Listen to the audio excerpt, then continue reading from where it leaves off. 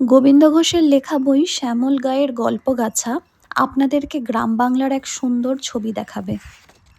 এখানে লেখকের স্মৃতির পাতা থেকে আমরা মাটিয়ারি গ্রামকে চিনব এবং ওই গ্রামের সরল জীবনযাত্রা জানতে পারবো।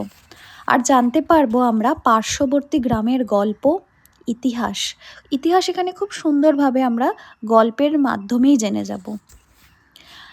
মাটিয়ারি গ্রামের মূল অর্থনীতি পিতল শিল্প, কিন্তু এই গ্রামটিকে ঘিরে আছে কিছু কৃষিভিত্তিক গ্রাম এবং সেই গ্রামগুলোকেই আমরা জানছি, যেমন হাজরাপোতা, পাঁচপোতা, ছাড়িগঙ্গাকে কেন্দ্র করে মানুষদের যেই জীবনযাত্রা এখানে খুব সুন্দরভাবে তুলে ধরা আছে।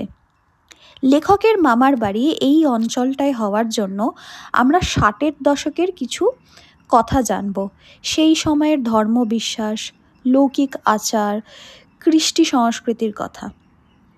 অনেক কিছু জিনিস আস্তে আস্তে হারিয়ে যাচ্ছে এবং আমরা বাংলাকে পুরোপুরিভাবে চিনছি না। তো এই গল্পে খুব সুন্দরভাবে বাংলার যে ঐতিহ্য, যে আমাদের এত সুন্দর সুন্দর জিনিস আছে সেগুলো এখানে খুব সুন্দরভাবে তুলে ধরা আছে। যেমন গোটা বৈশাখ জুড়ে কেমন পুণ্যি পুকুরের ব্রত করা হতো। বাংলার কিশোরী মেয়েরা আগে এই ব্রতটা করতো, আর এই ব্রতটার পেছনে একটা কারণ আছে।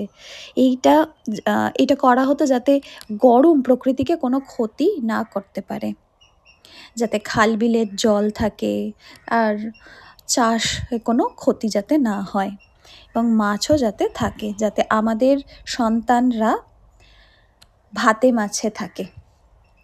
অঘ্রাণ মাসে নাটাই ঠাকুরনের পুজো করা হতো বাড়ির গবাদি পশুটার জন্য। তাই এই বইটাতে আমরা অনেক লৌকিক রীতি এগুলো জানতে পারবো। যেমন পৌষ মাস হচ্ছে আমাদের কাছে লক্ষ্মী মাস, ওই সময় আমরা বিয়ে দিই না, আমাদের বাড়ির লক্ষ্মীকে আমরা অন্য জায়গায় পাঠাই না, আমরা পৌষকে আগলানোর চেষ্টা করি। পৌষ বুড়ি কীভাবে বানানো হতো, এই সমস্ত ছোট ছোট জিনিস এখানে খুব সুন্দরভাবে দেওয়া আছে। আর এই বইটা আপনারা কালিকলম ইজলে পেয়ে যাবেন। আপনারা ওনাদের স্টোরও ভিজিট করতে পারেন, ওনারা অনলাইনেও বইটা দেয়। বইটার মুদ্রিত মূল্য 215 টাকা।